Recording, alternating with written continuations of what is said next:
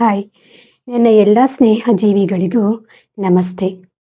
ಇವತ್ತು ವಿಷಯ ತುಂಬ ಇಂಟ್ರೆಸ್ಟಿಂಗ್ ಆಗಿದೆ. ಸೊ ಮಾತಾಡೋದಕ್ಕೂ ಮುನ್ನ ಈ ಒಂದು ವಿಡಿಯೋ ಕ್ಲಿಪ್ ಪ್ಲೇ ಮಾಡ್ತೀನಿ, ಅದನ್ನು ನೋಡ್ಕೊಂಡು ಬನ್ನಿ, ಆಮೇಲೆ ಮಾತಾಡೋಣ.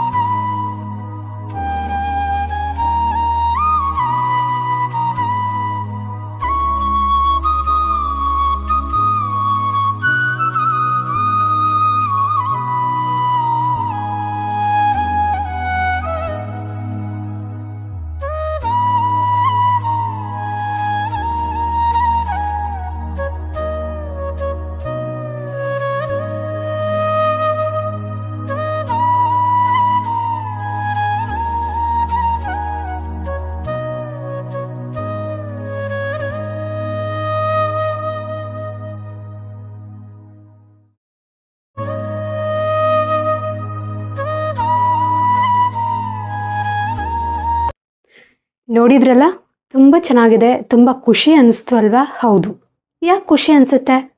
ಸೊ ಅವರ ದಾಂಪತ್ಯ ಜೀವನ ಕಂಡಾಗ ನಮಗೆ ಖುಷಿ ಅನಿಸುತ್ತೆ. ಈ ರೀತಿ ಒಂದು ದಾಂಪತ್ಯ ನಿಜಕ್ಕೂ ನಮಗೆ ತುಂಬ ಅಪರೂಪ ಅನಿಸುತ್ತೆ. ಯಾಕೆ ಅಂದರೆ ಇವಾಗೆಲ್ಲನೂ ನೋಡ್ತಿರಬಹುದು ಸೊ ಹೇಗೆಲ್ಲ ಇರ್ತಾರೆ ಅಂತ. ನಿಜ ಹೇಳಲಾ, ನೀವು ನಂಬಿದರೆ ನಂಬಿ, ಬಿಟ್ಟರೆ ಬಿಡಿ, ಬಟ್ ಒಂದು ಟ್ರುತ್ ಆನೆಸ್ಟಾಗಿ ಹೇಳ್ತೀನಿ. ನಾನು ಅಂದರೆ ಮದುವೆ ಆಗಿದ್ದಿದ್ರೆ, ಮ್ಯಾರೇಜ್ ಆಗಿದ್ದಿದ್ರೆ, ಸೊ ಆಗಿದ್ದರೆ ಇದೇ ರೀತಿ ಅಂದರೆ ಒಂದು ಒಳ್ಳೆ ರೀತಿ ಪ್ರೀತಿಯಿಂದ ಇರಬೇಕು ಅನ್ನೋ ಒಂದು ಇದೇ ರೀತಿ ಬದುಕಬೇಕು ಅನ್ನೋ ಒಂದು ಆಸೆ ನನಗೆ ಫಸ್ಟಿಂದಲೂ ಮೈಂಡಲ್ಲಿತ್ತು. ಅದಕ್ಕೆ ಭಗವಂತ ಕೆಲವ್ರಿಗೆ ಜೀವನ ಕೊಡ್ತಾನೆ, ಕೆಲವ್ರಿಗೆ ಜೀವನ ಕೊಡೋದಿಲ್ಲ. ಅಂದರೆ ತುಂಬ ಲೇಟಾಗಿ ಕೊಡ್ತಾನೆ. ನೋಡಿ, ಈ ಓಡೋಗ್ತಾರಲ್ಲ, ಇನ್ನು ಗಂಡ ಇದ್ದರೂ ಇನ್ನೊಬ್ಬರ ಜೊತೆ ಇರ್ತಾರಲ್ಲ, ಅವ್ರು ತುಂಬ ಚೆನ್ನಾಗಿ ಒಂದು ಒಳ್ಳೆ ಲೈಫ್ ಕೊಟ್ಟಿರ್ತಾನೆ, ಬಟ್ ಅವರು ಹಾಳು ಮಾಡ್ಕೋತಾರೆ. ಅವ್ರಿಗೆ ಅದೆಲ್ಲ ಲೆಕ್ಕಕ್ಕೆ ಇಲ್ಲ, ಗಂಡ ಅನ್ನೋದಾಗಲಿ, ಹೆಂಡತಿ ಅನ್ನೋದಾಗಲಿ, ಮತ್ತೊಂದು ಮಕ್ಕಳು, ಹಾಗೆ ಹೀಗೆ ಅಂತ. ಆದರೆ ನಮಗೆ ಜೀವನ ಒಳ್ಳೆ ಚೆನ್ನಾಗಿ ಮಾಡಬೇಕು ಅಂತ ಒಂದು ಮೈಂಡ್ ಸೆಟ್ಟಲ್ಲಿರುತ್ತೆ. ಆದರೆ ನಮ್ಮಂಥವ್ರಿಗೆ ಜೀವನನೇ ಕೊಟ್ಟಿರೋದಿಲ್ಲ ಭಗವಂತ.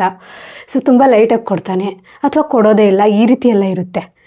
ಸೊ ಇರಲಿ, ಅದು ಓಕೆ, ಅದ್ರ ಬಗ್ಗೆ ನಾವು ನೆಕ್ಸ್ಟ್ ಮಾತಾಡಬಹುದು. ಬಟ್ ನನ್ನ ಇಂಟೆನ್ಷನ್ ಹೇಳಿದ್ದೇನೆಂದರೆ, ನನಗೂ ಇದೇ ರೀತಿ ಇರಬೇಕು ಅನ್ನೋ ಒಂದು ಆಸೆ ಖಂಡಿತ ಎಲ್ಲೋ ಒಂದು ಕಡೆ ಮನಸ್ಸಲ್ಲಿತ್ತು. ಯಾಕೆಂದರೆ ಒಂದು ಒಳ್ಳೆ ರೀತಿ ಗಂಡ ಹೆಂಡತಿ ಜೊತೆ ಹೊಂದಾಣಿಕೆ ಇದ್ದರೆ ಚೆನ್ನಾಗಿರುತ್ತೆ, ಚೆನ್ನಾಗಿ ಜೀವನ ಚೆನ್ನಾಗಿದ್ದರೆ ಅನ್ನೋದು ನಾನು ಇದೇ ರೀತಿಯೇ ನನ್ನ ಮೈಂಡ್ ಸೆಟ್ಟು ಇದ್ದಿದ್ದು. ನಾನೇನು ಹೇಳ್ತಿದ್ದೀನಿ ಅಂದರೆ, ಇವತ್ತಿನ ಕಾಲದಲ್ಲಿ ಗಂಡನ್ನ ಲೆಕ್ಕಕ್ಕೆ ಇಲ್ಲ ಅಂದರೆ ಬಿಟ್ಟು ಹೋಗ್ತಿರೋದು, ಸಣ್ಣ ಪುಟ್ಟ ಸುಮ್ಮನೆ ಜಸ್ಟ್ ಒಂದು ಏನೋ ಒಂದು ಕೇಳಿರ್ತಾರೆ, ಅದ್ರ ಬದಲಾಗಿ ಪ್ರೀತಿಯಿಂದ ಹೂ ತೊಗೊಂಡೋಗಿ ಕೊಟ್ಟರು ಎತ್ತೆ ಬಿಸಾಡ್ತಾರೆ, ಹೂವಾ ಇದು ಅಂತ. ಅಂದರೆ ಆ ರೀತಿ ಮೈಂಡ್ ಸೆಟ್ ಇರೋ ಹುಡುಗಿರಿದ್ದಾರೆ. ಅಂದರೆ ಹಣ ಕೊಟ್ಟರೆ ಅದಕ್ಕೆ ವ್ಯಾಲ್ಯೂ, ಹಣ ಇಲ್ಲದೆ ಒಂದು ಪ್ರೀತಿಯಿಂದ ಏನೇ ತಂದು ಕೊಟ್ಟರು ಅದಕ್ಕೆ ವ್ಯಾಲ್ಯೂ ಇರೋದಿಲ್ಲ. ಆ ಥರ ಒಂದು ಕಾಲ ಇವತ್ತು. ಇಂಥ ಒಂದು ದಾಂಪತ್ಯ ನಿಜಕ್ಕೂ ಅಜರಾಮರ ಅಂತ ಹೇಳಬಹುದು. ಯಾಕೆಂದರೆ ನಮ್ಮ ನೆನಪಲ್ಲಿ ಖಂಡಿತ ಇರುತ್ತೆ, ನಮ್ಮ ಸುತ್ತಮುತ್ತ ಇಂಥ ವ್ಯಕ್ತಿಗಳು ಇರಬೇಕು ಸಹ. ಯಾಕೆಂದರೆ ಒಂದು ಈ ಪೀಳಿಗೆಯಲ್ಲಿ ಯಾವ ರೀತಿ ಅಂದರೆ ಏನೋ ತುಂಬ ದುಡ್ಡು ಕೊಟ್ಟು ಕಾಸ್ಟ್ಲಿ ತಂದು ಕೊಟ್ಟರೆ ಅದು ಪ್ರೀತಿ, ಇಲ್ಲ ಅಂದರೆ ಇಲ್ಲ ಅನ್ನೋ ರೀತಿ ನೋಡ್ತಾರೆ.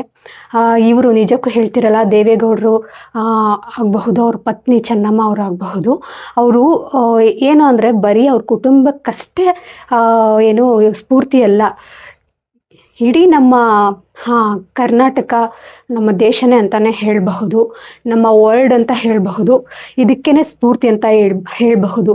ಏಕೆಂದರೆ ಅಂಥವರು ಇರಬೇಕು ನಮ್ಮ ತಂದೆ ತಾಯಿ ಅಥವಾ ಅಜ್ಜ ಅಜ್ಜಿ. ಸೊ ನಮ್ಮ ಸುತ್ತಮುತ್ತ ಈ ರೀತಿ ಒಂದು ಇದ್ದಾಗ ನಮ್ಮ ಒಂದು ಬೆಳವಣಿಗೆ ಇರುತ್ತಲ್ಲ, ನಮ್ಮ ಜೊತೆ ಪುಟ್ಟ ಮಕ್ಕಳು ಅದೇ ರೀತಿಯೇ ಒಂದು ನೋಡಿ ಕಲಿಯುತ್ತೆ. ಸೊ ಹಾಗಾಗಿ ಇಂಥವ್ರು ಇರಬೇಕು. ಅವ್ರು ವಯಸ್ಸಾದ್ರೂ ಕಾಲು ಮುಟ್ಟಿ ನಮಸ್ಕಾರ ಮಾಡ್ಕೋತಾರೆ ಕೂತಿದ್ದತ್ರ, ನೋಡಿದ್ದೀರಾ? ಎಷ್ಟು ಸಂಸ್ಕಾರ ವಿನಯ ಅಲ್ವಾ? ಸೊ ಅದನ್ನು ನಿಜ ನಾವು ಯಾವತ್ತೂ ಮರಿಬಾರ್ದು. ಯಾಕೆಂದರೆ ನಾವು ವಯಸ್ಸಾಯ್ತಲ್ಲ ಸುಮ್ಮನೆ ಇದ್ಬಿಡ್ತೀವಿ, ಆದರೆ ಅವ್ರು ನೋಡಿ ವಯಸ್ಸಾದ್ರೂ ಕಾಲು ಮುಟ್ಟಿ ನಮಸ್ಕಾರ ಮಾಡೋದು ಮರ್ತಿಲ್ಲ ಗಂಡನಿಗೆ. ಇವಾಗೆಲ್ಲ ಗಂಡನ ಕಾಲು ಕೊಟ್ಟು ಒತ್ತಿಸ್ಕೊತಾರೆ, ಗಂಡನ್ನ ಫುಟ್ಬಾಲ್ ಓದಿತಾರಲ್ಲ, ಫುಟ್ಬಾಲ್ನ ಓದಿಯೋಕ್ಕಷ್ಟೇ ಕಾಲು ಸೀಮಿತ ಆಗಿರಬೇಕು, ಆದರೆ ಗಂಡನ್ನೇ ಫುಟ್ಬಾಲ್ ಥರ ಓದಿತಾರೆ. ಆ ರೀತಿ ಹೆಣ್ಮಕ್ಳು ಇದ್ದಾರೆ, ಬಟ್ ಎಲ್ಲರೂ ಅಲ್ಲ, ಕೆಲವ್ರು ಇದ್ದಾರೆ ಆ ರೀತಿ. ಸೊ ಏನು ಒತ್ತಿಸ್ಕೊಳ್ಳೋದು, ಕಾಲು ಮುಟ್ಟಿ ನಮಸ್ಕಾರ ಮಾಡೋದು ಸುಳ್ಳು, ಕಾಲಿಂದನೂ ಓದಿದ್ದಾರೆ, ಕಾಲನ್ನು ಒತ್ತಿಸ್ಕೊಳ್ತಾರೆ, ಆ ರೀತಿ ಇದ್ದಾರೆ. ಆದರೆ ದೇವೇಗೌಡವರು ಮತ್ತು ಅವರ ಪತ್ನಿ ಅವರು ನೋಡಿ ನಿಜಕ್ಕೂ ತುಂಬ ಖುಷಿ ಆಗುತ್ತೆ. ಸೊ ಆ ರೀತಿ ಬದುಕಬೇಕು, ಬದುಕಿದ್ರೆ ಅವ್ರು ನಿಜಕ್ಕೂ ನಮ್ಮೆಲ್ಲರಿಗೂ ಸ್ಫೂರ್ತಿ. ಅದರಲ್ಲೂ ಈಗಿನ ಕಾಲದಲ್ಲಿ ಅವರು ನಿಜಕ್ಕೂ ಸ್ಫೂರ್ತಿ ಅಂತ ಹೇಳಬಹುದು. ಅಂತಹ ವ್ಯಕ್ತಿಗಳಿದ್ದರೆ ಖಂಡಿತ ಮಿಸ್ ಮಾಡ್ಕೋಬೇಡಿ ಯಾರೂ. ಅದೇ ರೀತಿ ಅಂಥವ್ರು ಇದ್ದರೆ ನೋಡಿ ಕಲೀರಿ. ಅದು ಎಲ್ಲರಿಗೂ ಬರಲ್ಲ, ಸೊ ಎಲ್ಲರಿಗೂ ಸಿಗೋದು ಇಲ್ಲ. ಆ ರೀತಿ ತಂದೆ ತಾಯಿ ಆಗಬಹುದು, ಅಥವಾ ಆ ರೀತಿ ಅಜ್ಜ ಅಜ್ಜಿ ಆಗಬಹುದು, ಅಥವಾ ಆ ರೀತಿ ಒಂದು ಫ್ಯಾಮ್ಲಿನಲ್ಲಿ ಆ ರೀತಿ ಮೆಂಬರ್ಸ್ ಇದ್ದಾರೆ ಅಂದರೆ ನಿಜಕ್ಕೂ ನಿಮ್ಮಷ್ಟು ಅದೃಷ್ಟವಂತರು ಮತ್ತು ಯಾರೂ ಇರೋದಿಲ್ಲ ಅಂತ ನಾನು ಹೇಳಕ್ಕೆ ಬಯಸ್ತೀನಿ. ಅದೇ ರೀತಿ ನಾನು ಹೇಳೋದೇನೆಂದರೆ, ಅವರನ್ನು ನೋಡಿದಾಗ ನಿಜವಾಗ್ಲೂ ತುಂಬ ಖುಷಿ ಆಗುತ್ತೆ. ಒಂದು ಗಂಡ ಹೆಂಡತಿ ಚೆನ್ನಾಗಿದ್ದಾಗ ಅದನ್ನು ನೋಡೋಕ್ಕೆ ಒಂದು ಖುಷಿ. ಏಜ್ ಆಗಲಿ, ಏಜ್ ಆಗದೇ ಇರಲಿ, ಏಜ್ ಆದರೂ ಅಷ್ಟೇ, ಏಜ್ ಆಗದೇ ಇದ್ದರೂ ಅಷ್ಟೇ, ಪ್ರೀತಿ ಅನ್ನೋದು ತುಂಬ ಮುಖ್ಯ. ಈಗಿನ ಕಾಲದಲ್ಲೆಲ್ಲ ಪ್ರೀತಿ ಗೀತಿ ಎಲ್ಲ ಇಲ್ಲ, ಜಸ್ಟ್ ಒಂಥರ ಅಟ್ರ್ಯಾಕ್ಷನ್ ಅನ್ನೋ ರೀತಿ ಬಿಟ್ಟು ಹೋಗ್ತಿರೋದೆ. ಒಂದು ವ್ಯಾಲ್ಯೂ ಇಲ್ಲ ಗಂಡನಿಗಾಗಲಿ ಹೆಂಡತಿಗಾಗಲಿ. ಸೊ ಆ ರೀತಿ ಇದ್ದಾಗ ಕೈ ಮುಗಿರಿ. ನಾನು ಏನು ಹೇಳ್ತೀನಿ ಅಂದರೆ, ದೇವೇಗೌಡ ಅವರು, ಚೆನ್ನಮ್ಮ ಅವರು ಅಷ್ಟೊಂದು ಅನ್ಯೋನ್ಯವಾಗಿ ಪ್ರೀತಿಯಿಂದ ಅಷ್ಟೊಂದು ಇದಿದ್ದಾರಲ್ಲ. ಸೊ ಅವರೊಂದು ಒಳ್ಳೆ ಸಂಸ್ಕಾರದಿಂದ ಬೆಳೆದು ಒಳ್ಳೆ ಸಂಸ್ಕಾರ ಕೊಟ್ಟಿದ್ದಾರೆ, ಒಳ್ಳೆ ಸಂಸ್ಕಾರವಂತರು, ಮತ್ತು ಇರೋರಿಗೂ ಒಂದು ಆದರ್ಶ ವ್ಯಕ್ತಿಗಳವರು ಮುಂದೆ ಬರೋಂತಹ ಜೋಡಿಗಳಿಗೆ. ಅವರು ಎಷ್ಟೇ ಜನ್ಮ ಎತ್ತಿದ್ರು ಅವರಿಬ್ಬರು ಗಂಡ ಹೆಂಡ್ತಿನೇ ಆಗಿರಲಿ ಅನ್ನೋದು ನನ್ನ ಆಶಯ. ಯಾಕೆಂದರೆ ಅಂಥವ್ರನ್ನ ನೋಡಿದಾಗ ಅಯ್ಯೋ ಈ ರೀತಿ ಬದುಕಬೇಕಲ್ಲಪ್ಪ, ಈ ರೀತಿ ಇರಬೇಕಲ್ಲಪ್ಪ ಅಂತ ಪ್ರತಿಯೊಬ್ಬರಿಗೂ ಅನಿಸುತ್ತೆ. ಸೊ ಯಾಕೆ ಅಂದರೆ ಅದು ಹಿಂದಿನ ಕಾಲದಿಂದಲೂ ಎಲ್ಲ ಇದೆ. ಸೊ ಅದ್ರ ಬಗ್ಗೆ ಇನ್ನೊಂದು ಮಾತಾಡ್ತೀನಿ ನಾನು. ಜಸ್ಟ್ ಇವತ್ತು ಇದ್ರ ಬಗ್ಗೆ ಅಷ್ಟೇ ಮಾತಾಡೋದಕ್ಕೆ ಬಂದೆ. ಈ ರೀತಿ ವ್ಯಕ್ತಿಗಳು ನಮ್ಮ ಸುತ್ತಮುತ್ತ ಖಂಡಿತ ಇರಲೇಬೇಕು. ಇದ್ದಾಗಷ್ಟೇ ನಮ್ಮ ಒಂದು ಆ ಸಣ್ಣ ಮಕ್ಕಳಿದ್ದಾಗಿನಿಂದನೂ ಆ ಒಂದು ಆ ಸಂಸ್ಕಾರ, ವಿನಯ, ಆ ಒಂದು ಪ್ರೀತಿ, ಬಾಂಧವ್ಯ ಎಲ್ಲ ಬೆಳೆಯೋದಕ್ಕೆ ಸಾಧ್ಯ. ಸೊ ನನಗಂತೂ ತುಂಬ ಒಂಥರ ಖುಷಿ ಆಯಿತು ಈ ಫ್ಯಾಮಿಲಿನ, ಈ ಒಂದು ಕುಟುಂಬ, ಈ ಗಂಡ ಹೆಂಡ್ತಿನ ನೋಡಿದಾಗ. ಇಷ್ಟು ಅಂದರೆ ಇನ್ನೂ ಒಂದೆರಡು ವರ್ಷ ಏಜ್ ಆಗಿದೆ, ಆದರೂ ಇರಬಹುದಿತ್ತೇನೋ ಅನಿಸುತ್ತೆ ಈ ರೀತಿ ಪ್ರೀತಿ ಕಂಡಾಗ. ಸೊ ಪ್ರತಿಯೊಬ್ಬರಿಗೂ ಇವರು ನಿಜವಾಗ್ಲೂ ಸ್ಫೂರ್ತಿ ಅಂತಲೇ ಹೇಳಬಹುದು. ಬರೀ ಅವ್ರ ಕುಟುಂಬಕ್ಕಷ್ಟೇ ಅಲ್ಲ, ನಮ್ಮ ಇಡೀ ಕರ್ನಾಟಕ ದೇಶಕ್ಕೇ ಅವರು ಒಂದು ಸ್ಫೂರ್ತಿ. ಅವರನ್ನು ನೋಡಿ ಕಲಿಯೋದು ತುಂಬ ಇದೆ. ಅಂತಹ ಕುಟುಂಬದ ಮಧ್ಯೆ ನಾವು ನಿಜವಾಗ್ಲೂ ಮಿಸ್ ಮಾಡ್ಕೋತೀವಿ ಅಂತ ಅವ್ರಿಗೂ ಅನಿಸುತ್ತೆ, ಅಂದರೆ ಅವ್ರ ಫ್ಯಾಮಿಲಿಗೆ. ಇದ್ರ ಬಗ್ಗೆ ಏನು ಹೇಳೋಕ್ಕೂ ಆಗ್ತಿಲ್ಲ. ನಾನು ಬೇರೆ ವಿಷಯಗಳ ಬಗ್ಗೆ ತುಂಬ ಮಾತಾಡೋದಿದೆ, ಸದ್ಯಕ್ಕೆ ಈ ವಿಷಯ ಮಾತಾಡ್ತಾ ಇದ್ದೀನಿ. ಯಾರೇ ಆಗಲಿ ಒಳ್ಳೆ ರೀತಿ ಬದುಕಿ. ಸೊ ಇರೋಷ್ಟು ದಿನ ಏನೂ ಬರಲ್ಲ, ಜೊತೆಯಲ್ಲಿ ಪ್ರೀತಿ ಅಷ್ಟೇ ಬರೋದು. ಈ ಬಾಂಧವ್ಯ ಇರಲಿ ಗಂಡ ಹೆಂಡತಿ ಅಂದರೆ. ಸೊ ಈ ರೀತಿ ಕುಟುಂಬ ಇದ್ದಾಗ ಏನಾಗುತ್ತೆ ಅಂದರೆ ಪ್ರತಿಯೊಂದು ಕುಟುಂಬನೂ ಚೆನ್ನಾಗಿರುತ್ತೆ. ಈ ರೀತಿ ವ್ಯಕ್ತಿಗಳು ಯಾವ ಕುಟುಂಬದಲ್ಲಿದ್ದರೆ ಆ ಕುಟುಂಬ ಖಂಡಿತ ತುಂಬ ಚೆನ್ನಾಗಿರುತ್ತೆ. ಅಲ್ಲಿ ಸಂಸ್ಕಾರ ಸಹ ಇರುತ್ತೆ. ಅದೇ ರೀತಿ ತಂದೆ ತಾಯಿನ ನೋಡಿ ಮಕ್ಕಳು ಸಹ ಕಲಿತಾವೆಲ್ಲ, ಪ್ರೀತಿಯಿಂದ ಇರೋದು ಅದು ತುಂಬ ಮುಖ್ಯ ಆಗುತ್ತೆ. ಅದೇ ರೀತಿ ಇನ್ನೊಂದು ಹೇಳಬೇಕು ಅಂದರೆ, ತುಂಬ ಪ್ರೀತಿ ಇದ್ದರೆ ಗಂಡನೋ ಅಥವಾ ಹೆಂಡ್ತಿನೋ ಹೀಗೆ ಸತ್ತೋಗ್ಬಿಡ್ತಾರೆ ಅಂತ ಹೇಳ್ತೀವಿ. ಅಂದರೆ ಒಂದು ಗಂಡ ಒಳ್ಳೆಯವರಾಗಿ ಹೆಂಡತಿ ಒಳ್ಳೆಯವರಾಗಿಲ್ಲ ಅನ್ನೋದಿರುತ್ತೆ, ಹೆಂಡತಿ ಒಳ್ಳೆಯವರಾಗಿ ಗಂಡ ಒಳ್ಳೆಯವರಾಗಿಲ್ಲ ಅನ್ನೋದಿರುತ್ತೆ.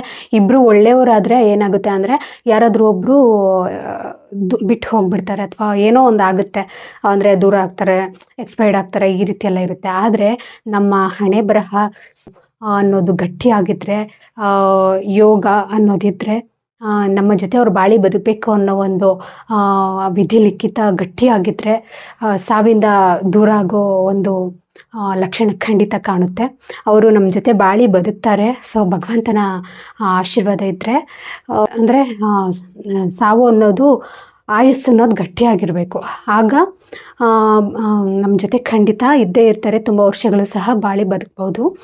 ನಾವು ಆ ರೀತಿ ಅಂದ್ಕೊಳ್ಳೋದು ತಪ್ಪು. ಒಳ್ಳೆಯವರಾಗೋದು ತಪ್ಪು, ಕೆಟ್ಟವರಾಗೋದು ತಪ್ಪು ಅನ್ನೋದು ವಿಧಿಲಿಖಿತ ಏನಿದ್ರೆ ಅದಾಗುತ್ತೆ. ಬಟ್ ಈ ರೀತಿ ಒಂದು ನೋಡಿದಾಗ, ಸೊ ಅಂಥ ಕುಟುಂಬದಲ್ಲಿ ನಾವು ಇದ್ದಿದ್ರೆ ಚೆನ್ನಾಗಿರ್ತಿತ್ತಲ್ಲ, ಅಂಥ ಒಂದು ಅಜ್ಜ ಅಜ್ಜಿ, ತಂದೆ ತಾಯಿ ಇವರೆಲ್ಲ ನಮ್ಮ ಈ ಥರ ಒಂದು ಕುಟುಂಬದಲ್ಲಿ ಇದ್ದಿದ್ರೆ ತುಂಬ ಚೆನ್ನಾಗಿರ್ತಿತ್ತಲ್ವ ಅನ್ನೋದು ನಿಜಕ್ಕೂ ನಮಗೆ ಖುಷಿ ಕೊಡುತ್ತೆ. ಸೊ ನಿಜವಾಗ್ಲೂ ಹೇಳ್ತೀನಿ, ಅವರು ತುಂಬ ಸ್ಫೂರ್ತಿ ಆದರ್ಶ ದಂಪತಿಗಳು.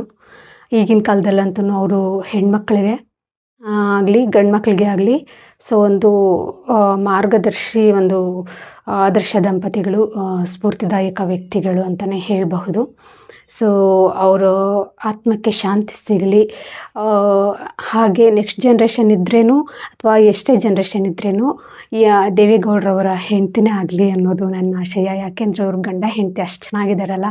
ಸೊ ಹಾಗಿದ್ದಾಗ ನಮಗೂ ಒಂಥರ ಖುಷಿ ಆಗುತ್ತೆ. ಈ ರೀತಿಯೇ ಒಂದು ಒಳ್ಳೆ ಜನ್ಮನೇ ಸಿಗಲಿ, ಪ್ರತಿ ಜನ್ಮದಲ್ಲೂ ಚೆನ್ನಾಗಿರಲಿ ಅಂತ ಆಶಿಸ್ತೀನಿ. ಸೊ ಹೀಗೆ ಚೆನ್ನಾಗಿದ್ದರೆ ನಾವು ನೋಡಬಹುದಲ್ವಾ. ಹಾಗೆ ಒಂಥರ ಖುಷಿ ಆಯಿತು. ಅದಕ್ಕೆ ಇವ್ರ ಬಗ್ಗೆ ಒಂದೆರಡು ಮಾತು ಮಾತಾಡೋಣ, ಈ ವ್ಯಕ್ತಿ ಅಂದರೆ ಇವರ ಬಗ್ಗೆ ಅಂತ ನನಗೆ ಒಂದು ಮನಸ್ಸು ಅನ್ನಿಸ್ತು. ಹಾಗಾಗಿ ನಾನು ಮಾತಾಡ್ತಾ ಇದ್ದೀನಿ. ಎಷ್ಟೋ ಜನ ದ್ವೇಷಗಳಿರ್ತಾರೆ, ಗಂಡ ಹೆಂಡ್ತಿನ ನೋಡಿದ್ರೇ ಆಗಲ್ಲ, ಒಬ್ರನ್ನ ನೋಡಿದ್ರೆ ಒಬ್ರಿಗಾಗಲ್ಲ, ಜೊತೇಲಿ ಕೂರಲ್ಲ, ಈ ರೀತಿಯೆಲ್ಲ ಇರುವಾಗ ಇಂಥ ಒಂದು ಆದರ್ಶ ದಂಪತಿಗಳೇ ಅಂತ ಹೇಳಬಹುದು. ಇಂಥ ವ್ಯಕ್ತಿಗಳು ಅವ್ರ ಮಧ್ಯ ಇರಬೇಕು, ನಮ್ಮ ಮಧ್ಯ ಇರಬೇಕು. ಹಾಗೆ ಸಮಾಜದಲ್ಲೂ ಇರಬೇಕು, ಪ್ರತಿಯೊಬ್ಬರಿಗೂ ಸ್ಫೂರ್ತಿಯಾಗುವಂತಹ ವ್ಯಕ್ತಿಗಳಿವರು. ಇವ್ರ ಥರ ಎಲ್ಲರೂ ಇದ್ದರೆ ತುಂಬ ಚೆನ್ನಾಗಿರುತ್ತೆ ಅನ್ನೋದು ನನ್ನ ಒಂದು ಮನಸ್ಸು. ಟ್ರೂಲಿ ಹೇಳೋದಂದರೆ ನಿಜ ನನಗೆ ಸೊ ಈ ರೀತಿಯೇ ಜೀವನ ಮಾಡಬೇಕು, ಒಳ್ಳೆ ರೀತಿ ಪ್ರೀತಿ ವಿಶ್ವಾಸದಿಂದ ಅಂತ ನನ್ನ ಮೈಂಡಲ್ಲೂ ಇತ್ತು. ಬಟ್ ಇವಾಗಿದೆ ಅಂತ ಹೇಳಿದರೆ ತಪ್ಪಾಗುತ್ತೆ, ಯಾಕೆಂದರೆ ಇನ್ನೂ ಮದುವೆ ಆಗಿಲ್ವಲ್ಲ. ಸೊ ಹಾಗಾಗಿ ಏನು ಹೇಳೋಕ್ಕೋಗಲ್ಲ. ಸೊ ಇಷ್ಟಷ್ಟೇ ಹೇಳ್ತೀನಿ. Thank you so much. Next ವಿಡಿಯೋದಲ್ಲಿ ಮತ್ತೆ ಸಿಗ್ತೀನಿ. ಈಗ ಇಲ್ಲಿಗೆ ಇವತ್ತಿನ ವಿಷಯ ಮುಗಿಸ್ತಾ ಇದ್ದೀನಿ. ಮತ್ತೆ ಮುಂದಿನ ವಿಷಯದೊಂದಿಗೆ ನಾನು ಬರ್ತೀನಿ. ಅಲ್ಲಿ ತನಕ ನಗ್ತಾ ಇರಿ, ಖುಷಿಯಾಗಿರಿ. ನನ್ನ ಚಾನಲನ್ನು ಸಬ್ಸ್ಕ್ರೈಬ್ ಮಾಡಿ. ಹಾಗೆ ಫೇಸ್ಬುಕ್ಕಲ್ಲಿ ನೋಡ್ತಿರೋರು ಫಾಲೋ ಮಾಡ್ಕೊಳ್ಳಿ, ಸಬ್ಸ್ಕ್ರೈಬ್ ಮಾಡಿ ಅಂತ ಹೇಳಕ್ಕೆ ಬಯಸ್ತೀನಿ. ಇಷ್ಟ ಆದರೆ ವಿಡಿಯೋಗೆ ಒಂದು ಲೈಕ್ ಮಾಡಿ, ನಿಮ್ಮ ಅನಿಸಿಕೆಯನ್ನು ತಿಳಿಸಿ. ಹಾಗೆ ಬೇರೆಯವ್ರಿಗೂ ವಿಷಯನ ತಿಳಿಸ್ಬೇಕು ಅಂತಿದ್ರೆ ಶೇರ್ ಮಾಡಿ. ಸೊ ನಗ್ತಾ ಇರಿ, ಖುಷಿಯಾಗಿರಿ. ನೆಕ್ಸ್ಟ್ ವಿಡಿಯೋದಲ್ಲಿ ಸಿಗ್ತೀನಿ. ನಮಸ್ತೆ.